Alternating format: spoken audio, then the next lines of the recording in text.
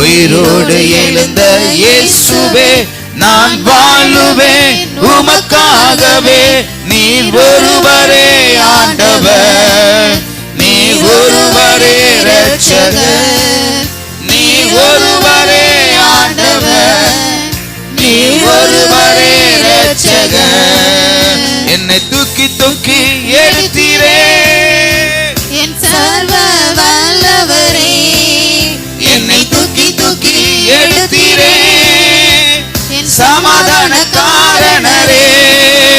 என்னை தூக்கி தூக்கி எடுத்தீரே சர்வ வல்லவரே, என்னை தூக்கி தூக்கி எடுத்தீரே சமாதான காரணரே. அப்படியே கரங்களை தட்டி கர்த்தரை மகிமைப்படுத்துவோமா? அவன் நம்மை தூக்கி எடுக்கிற தேவன்.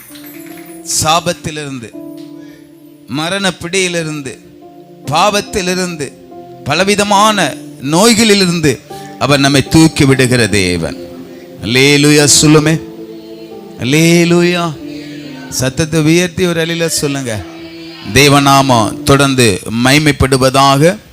இந்த நாளிலும் இந்த உயிர்த்தெழுந்த ஆராதனையிலே கர்த்தருடைய வார்த்தையை நாம் தியானிக்க போகிறோம். அநேக வருடங்கள் இந்த உயிர்த்தெழுதலின் ஆராதனையை குறித்து, உயிர்த்தெழுந்த அந்த சம்பவங்களை மையமாக வைத்து நாம் பல காரியங்களை நாம் தியானித்த நாட்கள் உண்டு.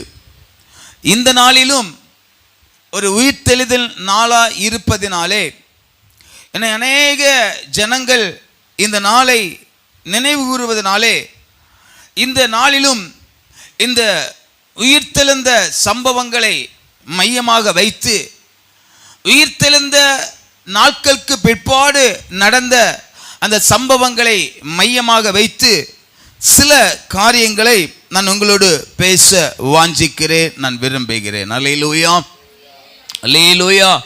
சத்தத்தை உயர்த்தி ஒரு அலையில சொல்லுங்க. இன்றைய